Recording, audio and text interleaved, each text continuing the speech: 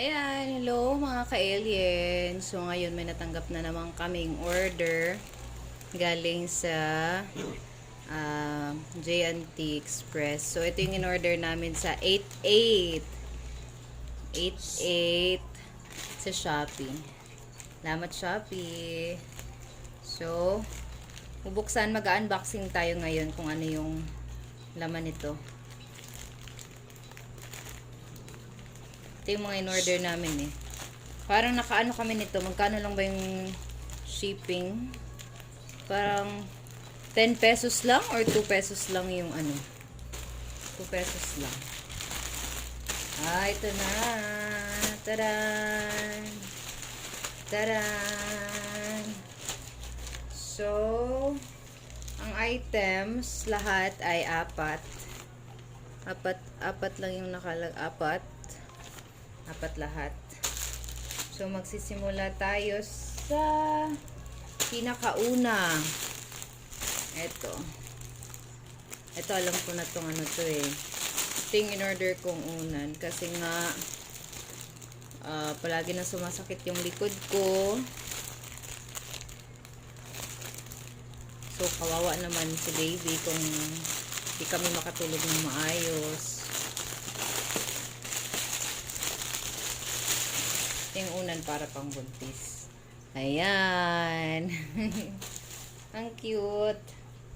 So, dito hihiga.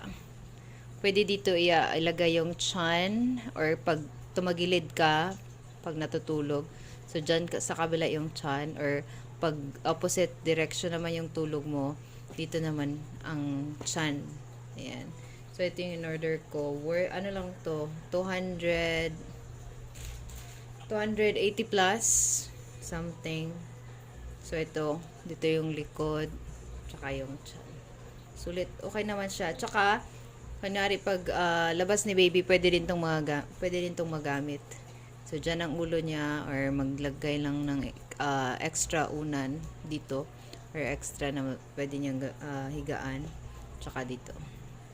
Yan. Or short. Ganyan. 'Di ba? So, ito yung una. Pero lalaban pa to bago gamitin. So, next is itong red.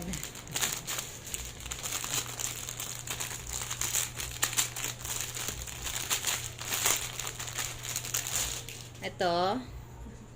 Ito yung in-order namin para sa aso namin na si Gypsy. So, apple yung fruit niya.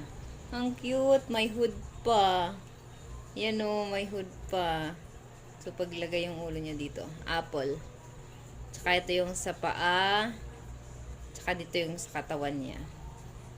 Ang cute. Ayan, yan yung second item natin.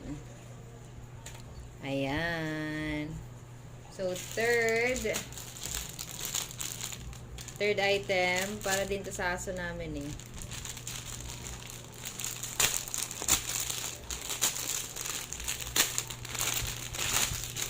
Wala na yung, Lakers sana yung design, kaso yung size, small na lang lahat. Ito large. Ito kasya to sa aso namin. Ito yan. Ay, dito yung ulo niya. Ito labas yung paa, tsaka dito yung katawan. Oh, diba? Ang cute. Yan o. Ayan. Ay, dito. So cute. Yan yung third item natin. Tsaka yung pang-apat.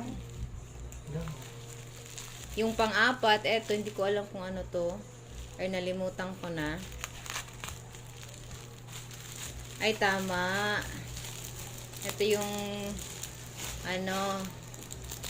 lalagyan ng mga or sasabitan. Pwede mo siyang ilagay sa wall. Sabitan mo ng mga keys. Yan. So, pagkadikit sa wall, ganyan. So, pwede mo siyang ilagay.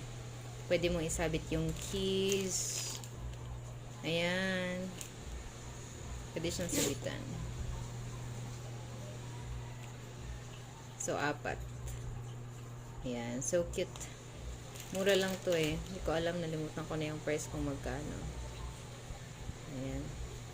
So, ito na lahat yung item namin. 4. 1, 2, 3, and 4. Ayan. So, 4 lahat. Medyo tipid din. Si Ala Budget. Ayan. So far, okay naman yung mga na-order namin.